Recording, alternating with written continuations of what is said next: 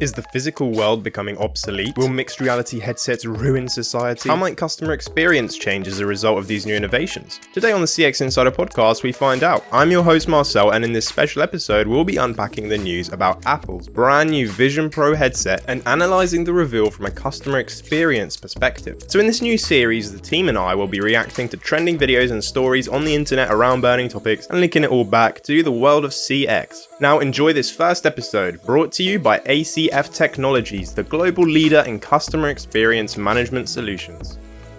Today I'm joined by Greg, Alex and Adam, and for this first episode in this new series we're going to be talking about the Apple Vision Pro, which got announced earlier this month, which is pretty crazy. It's Apple's very own VR headset, and it's kind of heating up this competition with Meta, with their Meta Quest as well, and it's got quite a massive price tag at $3,500.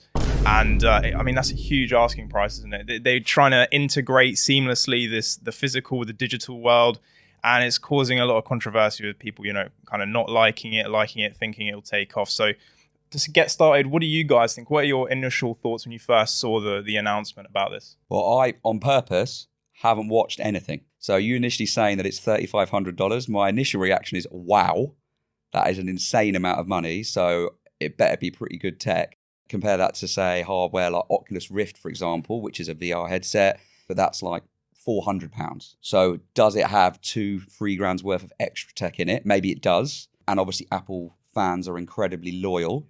And we all know that Apple fans aren't necessarily scared by a large price tag because they expect an amazing customer experience, amazing brand experience, good build quality and all the things that come with it. But yeah, I deliberately haven't watched anything on it, so I'm intrigued to see a little bit more about it. That's kind of the question, like, is it worth it? Because what did you guys think? On price, it's too expensive for it, I think, to catch up at a very large audience. I don't think it's going to happen. It's basically your phone in your eyes, basically, right? It's not like it's not giving you anything It's just like a computer on your head. Yeah, it's basically in your head and it's in front of you. It's not giving you anything extra. So I don't think it's going to pick up as much. And I do think it's kind of a marketing gimmick for now, as you said, to compete with Meta and put something out there. Well, you don't really want to be walking down the street with a headset on, do you?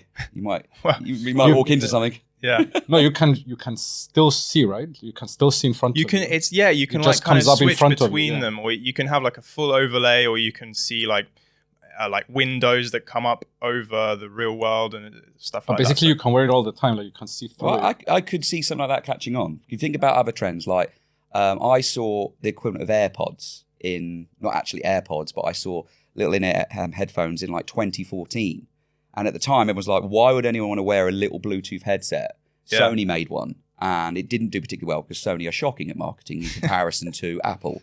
And obviously, you go on a train now, everyone's got AirPods in. It's just the norm. Yeah. You even see taxi drivers. My friend was in hospital recently. He's sitting there in hospital, not very well, and he's got his AirPods in. Everyone always wears the AirPods.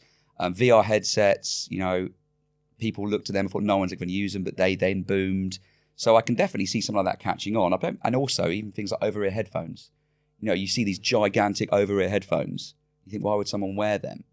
Loads of people wear them, and no one judges you. So give it a bit of time. It'll probably be the norm seeing someone walking around with it. Yeah, well, that's what they hope for, obviously. Yeah. What about you, Greg? Yeah, I watched the developer conference like the first day, and like I watched the whole thing. And actually, I think, although it has a really high price point, I think the value is there. I think I think this is the first VR tech that I think probably has the potential to really start to get traction. I don't think it's going to happen immediately, like you say. I think it's going to take some time. I think actually it could be interesting to see how it unfolds in the business space, like in the B2B space. The one thing they've done with Vision Pro is they've added a lot of really powerful use cases that are going to help with like work collaboration. If your company feels like spending $2,000-$3,000 on a brand new laptop, for example, versus let's get you a Vision Pro, I think that use case could take off. Especially since remote working has become so popular now, allowing people to have these like really massive workspaces on their head, and it increases this kind of distant collaboration just to the new level. But so we've got quite a mixed bag there. Some people think it will take off, some won't. But let's see what people on the internet are saying. So we've got a few videos to react to, and maybe that will stir up some different opinions. Know how I feel. Why would you say that? Like, you put me in such an uncomfortable situation. Like, you know I'm not happy. You know I'm trying to see if it'll work out here, and I know that it's not. Like, I know in my heart. yeah, fair enough. Have like ads popping up everywhere. Notifications. Yeah. Okay. I mean, I could definitely see that happening. That could be the reality. Like that is where tech beats the real world. And like you were saying, I think not. Like, I don't think it's not really going to work in a person-to-person environment that well, probably. The use case is more for remote virtual connection. Random one on that, because that definitely could happen. And we were talking about remote working and working from home. One thing that I've noticed, and I'm sure everyone else has noticed, is generally if you've got multiple screens, you might be on a Zoom call or a Teams call, and then your other screen goes, it could be an email or another Teams message, and you're looking like that. If you've got a camera straight in your face, and does the software pick up your eye movements? Yeah, very much so. All of a sudden you're like this over there, and you're like, Adam, look at me. Yeah. That's really rude. You're having a conversation with someone face to face, which is just reliving every bit of eye movement, every little bit of interaction you pick up on. It tracks your eyes like very precisely. But that's how you pick up the apps, right? Yeah. With your eye movement. That's incredible. So you're literally navigating the iOS screen, but like just looking. Yeah. You look at a search bar and start speaking, and it'll start typing like what you want to search. Or even if you have Suddenly a worth screen, $3,500. You can see it all. You It's don't even really have to good. look at Like, it it because is it's in your vision. You can like pinch it in the corner here, and then it'll still like. That's incredible. However, Adam's getting his checkbook out. I love gadgets. So yeah. leads us into our next video, though. I think. First time Apple ever showed the Vision Pro headset to the world in real life, they used this shot, this sort of stabilized, orbiting, short shot, rotating around a head, and then looking through the headset inside. And I started seeing it bubbling up on Twitter, but you might have caught that. It's actually a reference to this shot in Ready Player One. He gave us a place to go. A place called the Oasis. It's basically the exact same shot. What is it supposed to mean that they're referencing that movie? Like, Ready Player One is actually a pretty dystopian movie where right after that scene, they explain how people got way too into the virtual world to the point where they were literally neglecting their kids and correlating it too much with real life. So maybe it's a warning. Maybe it's a coincidence. MKB is a legend. I know, I watched He is absolutely. so good. Yeah. He gets everything so right. He does. Ready Player One, by the way, the book's definitely better than the film. Yeah. The book's brilliant. I think that's a clever reference because everyone loves the Ready Player One film, and obviously the book was great. They're not really marketing the fact that people got too wide into it. They're marketing the fact that it was cool. Kids would love that. You know, you got the metaverse, you've got everything virtual.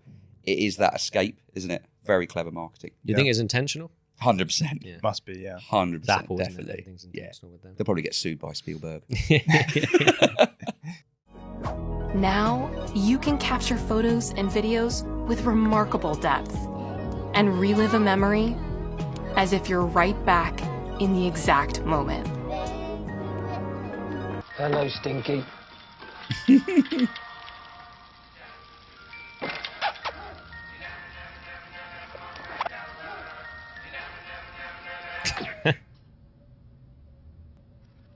There's always going to be these unknowns in terms of like how these technologies are going to affect like people like long term, because you can't possibly do a long term study without like doing a long-term long social term study. effects. Yeah.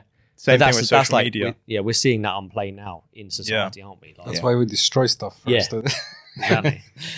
Then it also brings in to the conversation the idea of deep fake technology. Yeah. So basically, like, you can effectively create any scenario with any individual. Someone asked on a podcast the other day, how long until we literally cannot rely on video footage in the legal system?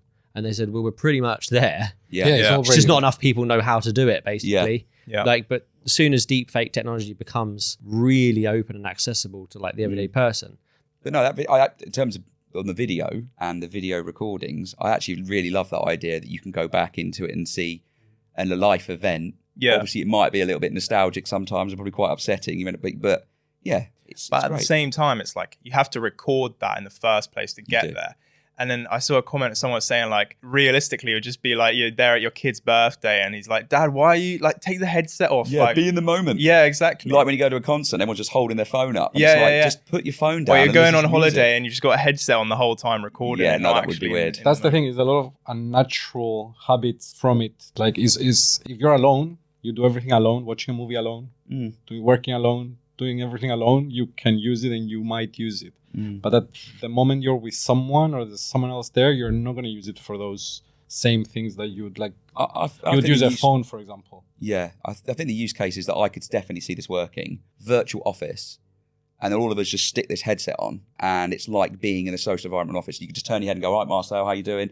And look left and right, because the whole working from home that everyone loves, but do we really love it? Do we miss a lot of human interaction? Do we miss the banter? Because you definitely do. And we've discussed this many times, that when you get new colleagues, you don't really know them. And also things like messages on instant messages can be misconceived. They can seem rude or brash. But if you've got this headset on and you can see, oh my God, he's rammed. I'm not going to message him right now.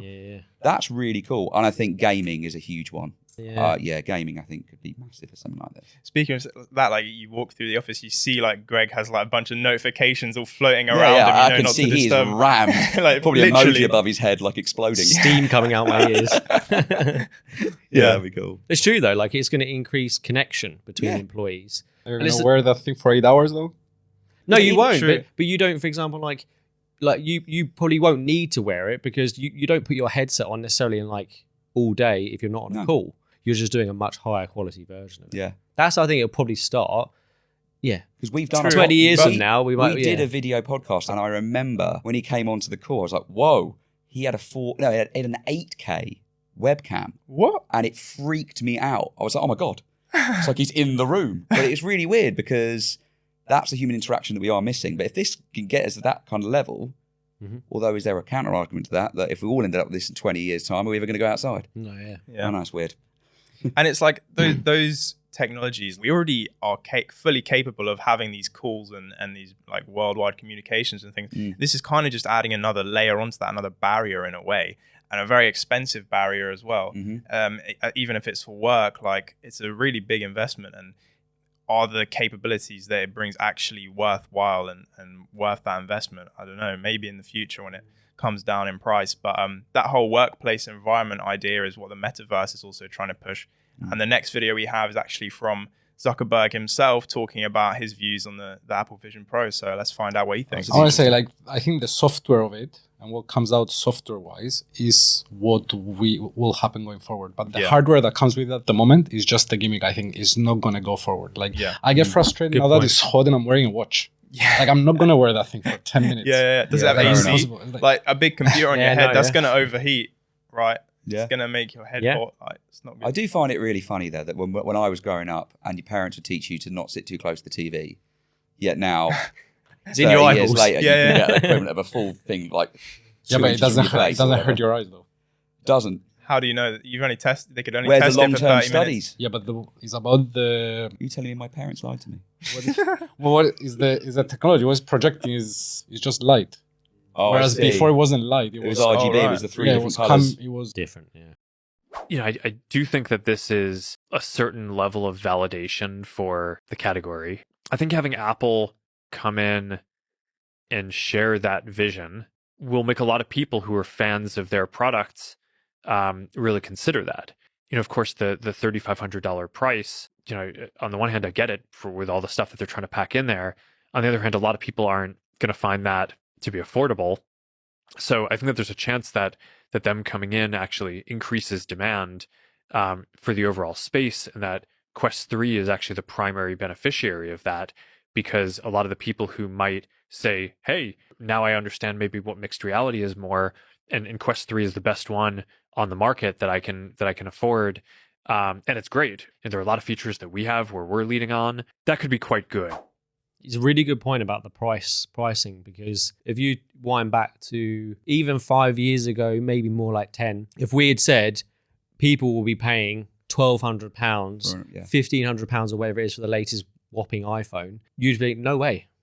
Yeah, they're doing it. They're flying off the shelves. Yeah, people buying them like they're hotcakes. Like, technology will always move at that pace, in my opinion. They'll be expensive. They'll be ultra premium. Like Zuckerberg said, in the short term, you probably will get an adoption of like the competitive, cheaper products. That always happens, but people end up gravitating back to Apple because their quality of product is so good. Yeah, I think he's right. It's the same. You're right, Greg, because I remember when the iPhone came out, and I think it had a price tag of £500, and at the time, Nokia were the market leader. Where are they now? They literally took them out, and he's absolutely spot on with that. It will raise awareness of everything. Yeah. Which means more competitors will appear. Samsung will have an equivalent. Oh, yeah. Then it'll be the LG, and then it'll be the Chinese brands like Oppo, and then like the guy we watched earlier, there'll be comparison videos, and people are like, actually, I don't need that function. Or I'm an Android fan, I don't like iOS. So yeah, it will just raise awareness. 100%. Yeah. Think about like Face ID. One of the most talked about topics in the news at the time was, will never adopt face recognition technology. Yeah. Like it was all over the news. And literally in the same year, Apple just went, yeah, it's the only option now to unlock your phone. Done. Yeah, Everyone's yeah. like, yep, fine, okay. And now I you need wouldn't my even, phone. now Yeah. every phone has Face ID, and it's Yeah. basically like the default thing. And it's because like the technology's just got adopted. Yeah. No one really knows or is scared or is aware of it, like you say, in low adoption, to then when it does, it just tips. We And- just sheep. And We there's just follow everyone will everyone end else. up. Yeah. We'll be doing our next episode. Yeah. The It's official interesting post. though, because like that happened with the iPhone and that blew up straight away, right? But then you have stuff like Apple Pay, which took quite a longer while to get integrated and people using it all the time. Maybe this will be one of those that takes longer, right? But by the time that it is getting much more widespread, that's when there'll be these more options. Yeah, and so it'll be a lot more accessible. Well, the first time I used contactless payment wasn't Apple Pay or Google Pay. It was just the normal card. Yeah.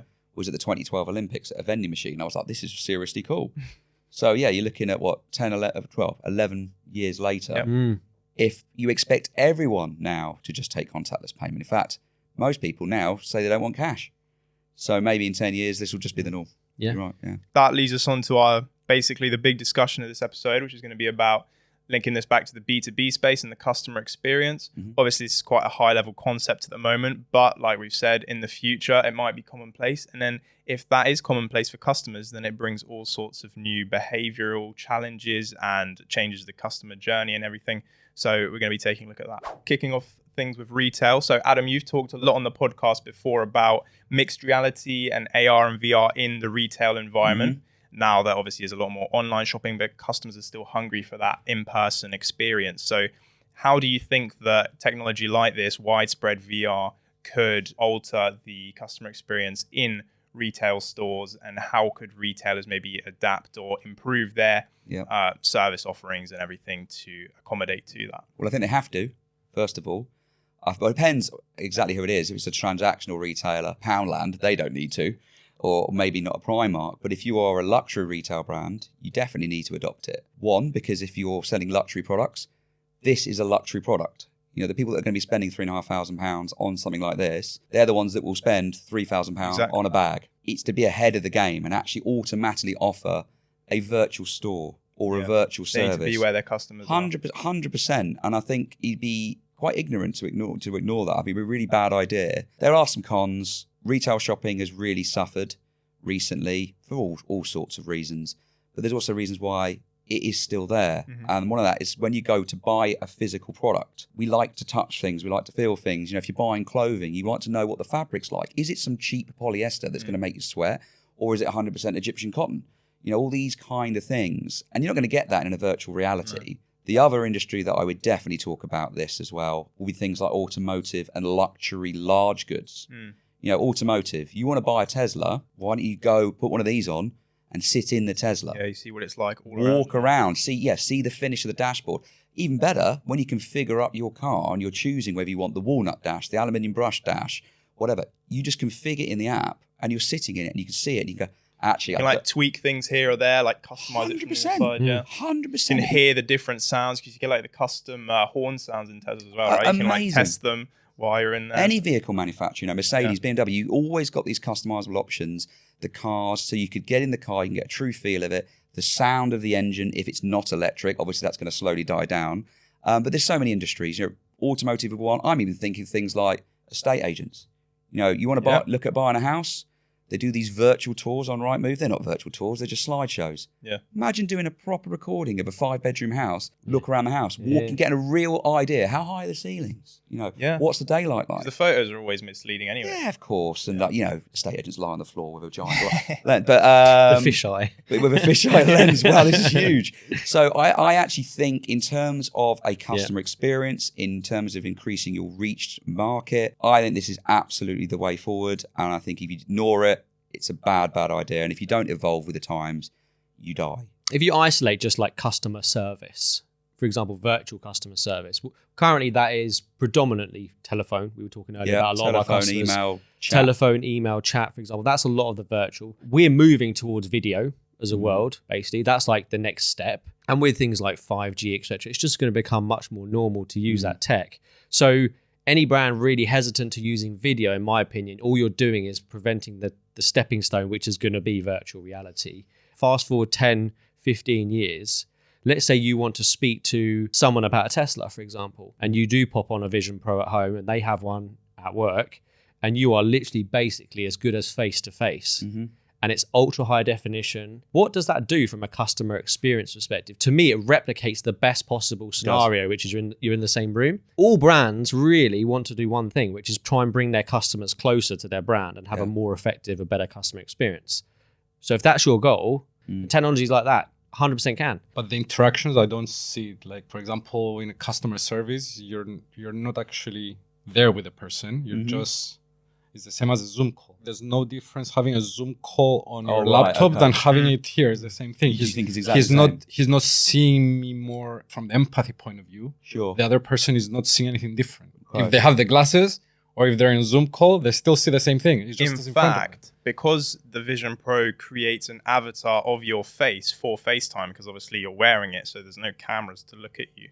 It's not even actually you that they're seeing, but like a generated version of yourself. So that actually kind of reduces it. If you've already got your MacBook there, then, you know, is it really like necessary to have all that extra stuff? That's the thing. Around? Like in retail, I see applicability when it comes to this kind of stuff. I'm sitting in a car and I can actually sit in a car.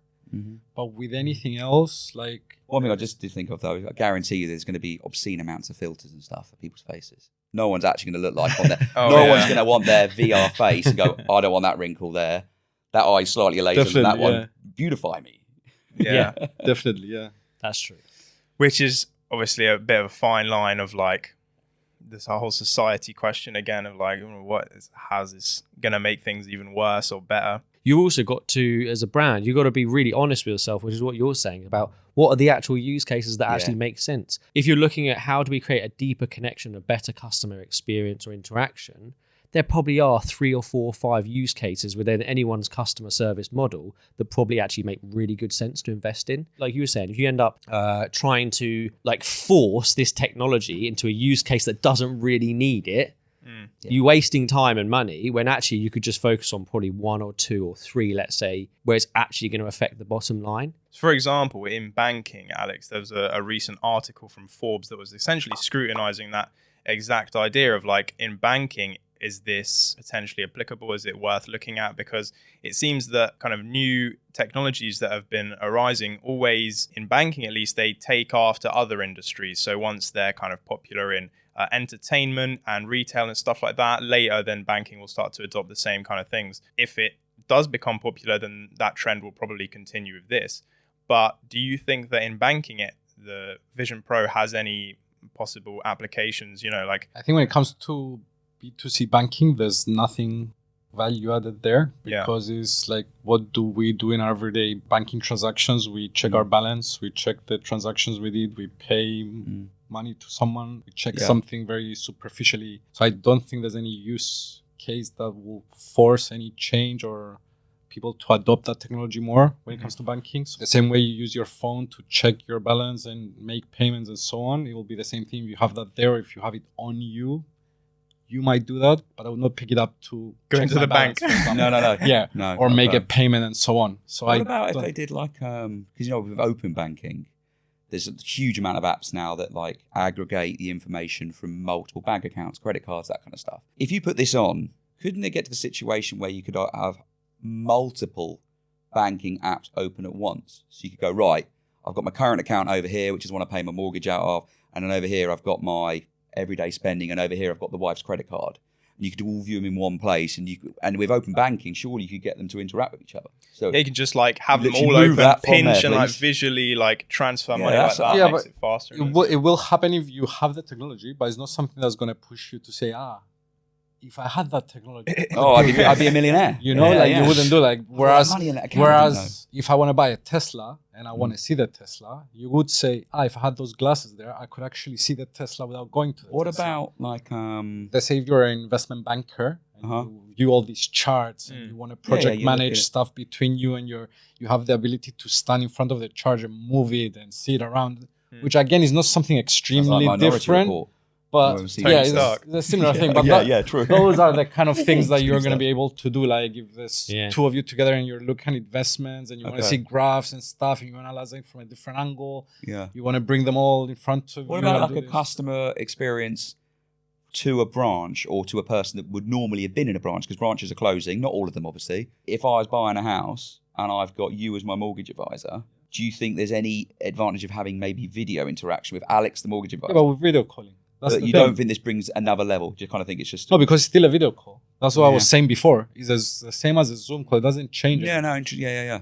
Fair point. Culturally, we're reducing the interaction we have with our bankers or the bank branch and so on. So if the interaction is reduced because of technology, you're not going to get this to interact more. I think slightly differently. I think the value is exactly in those conversations. So banking has moved to a place for the last few years where the higher complexity, most valuable transactions between customers and brands are major life events. So like buying your first home, mortgaging, remortgaging, savings, investments. They're all like major life decisions, major life events. And I think technology like that, plus video, I think that only enhances that experience. It may not look like it right now that technology like Vision Pro is any different to video. I guarantee 5 years from now, it will feel massively different. It will feel like you're basically in the room with the person way more than video. But it won't be used for 90% of the interactions or use cases. To open a current account, you used to go in to a branch, meet the branch manager, bank manager. It was this big to-do. You'd have a cup of tea, you'd sign the paperwork and you'd leave. It's now flipped the other way, hasn't it? It's now how quickly can your app do it? Even traditional banks do that now. Like exactly. Get a card. You're right. Don't need to speak to anyone 5 minutes, 10 minutes. It's great, isn't it? So if you think about that, right, and you think banking 5 years, 10 years from now, those higher value transactions between customer and brand, they're still going to exist. They are the things that really make a difference in our lives. If you're trying to differentiate your brand, trying to build stronger customer connections, those technologies are only going to enable it. And I think what do you think? Knowing Apple, although it isn't really anything, well, it is different, but there are that technologies elsewhere, maybe not as good, but they'll almost want to set it as a brand new trend. Yeah. Do you know what I mean? Yeah. I mean, they dominate every space they're in. Yeah, they will want to say that, I think Zuckerberg's totally spot on that this will just like increase the popularity and the reality of it much more. Yeah. But it's 5 years too early. Like, it's 5 years too early in the sense of the next 1, 2, 3, 4, 5 years. They'll bring out the SE version in 5 years. Exactly. And we'll get to buy it for 700 quid. It'd just be like this on your... with your one eye. Yeah. But you're right. Like, it is early. They probably will bring out other versions of it to make it more accessible. That's why I think it's going to play out more in the business space, because it's so expensive and it's very advanced technology. You get some influencers on it, you're done. Yeah. KSI or whatever will go on it. Yeah. They will. Yeah. But they're businesses now in their own right, aren't they? Well, like exactly. content creators are businesses. So. And that'll open up a whole new world as well of content creation, which will be interesting to see. But as a final verdict, we've talked around it a lot, how it can impact the customer experience and what the future might look like as a result of this new Apple Vision Pro. What do you guys think? Would you buy one? Yes or no? You got any voucher codes? 80% off. Me personally, I probably would purchase one, but I wouldn't purchase it at 3,500. 1,500 to $2,000, probably. If it was really revolutionary. I mean, like Alex you said, is Greg, probably people are going, "What is Adam on about?" No, I like gadgets as well, and I would love to try it and play with it. Yes, I would. I actually think I would use it. My price would be on 1K. Would it? $1,000, $500. That's the thing as well. It's $3,500. I bet you it's $3,500. You're saying you would buy that 1,500 or 2K? I wouldn't. We wouldn't. 1K maybe. No, and especially the thing that I don't think that's going to add value to my life now. Like in what? To what? To sit and look at the 4K video on my own. I never look videos on my own. No, I love the idea of having an. Do you watch movies on your own? Independent watchers, we call them in the other half. Yeah, she wants to watch something that I'm not interested, I'll watch something else. Yeah. You can be there together on the couch, but you're watching different things. Yeah, I'm watching some horrifying 2 hours sci-fi thing on a equivalent 2 of an IMAX hours with a screen. heavy thing on your head. Can't be that heavy. I don't know. I haven't tried. Yeah. It's not like it's going to mess my hair It up. can't be that either, is comfortable. It can't be that comfortable either. I don't know. I mean, Apple have got a lot of money. It's not gonna mess so your I hair, but reckon it will do something else. Okay. You won't be able to walk out the house because you're gonna have a line here. Oh, actually, I know we You walk outside, you get a sunburn. I know, like, But how does this? The Adam's in, you're not in unless it's under 1,000. I personally think I wouldn't buy it for my personal setting. Like I don't, but that's because I love technology. I work with it every day, but I also like try and keep a large distance between myself and getting over-consumed by technology. Don't watch a lot of TV, try and spend more time outside and all that sort of stuff. Could you use it for work? I'd 100% yes. I know that means I don't buy it. The company buys it, which is slight plus. But if someone said, would you try that for work? I would. We literally have a hybrid working company. So I would 100% get it to use it. What do you think? Because you're the youngest one in the room. Well, I kind of agree with that. Like having grown up with technology so much and using it all the time, I try and kind of disconnect outside of that as much as I can. So putting a computer on your head is kind of counterintuitive to that. So I probably wouldn't get one. But for work, I think it could be cool. But at the same time, it's like, that's really what it seems like to me, is that it's cool. Right, but is it really going to add that much value, like you were saying, Alex, like that much more productivity when, you know, if you just have multiple monitors, you can have the different windows up and stuff like that. You can kind of already do it. So I guess we'll just have to see how popular it becomes.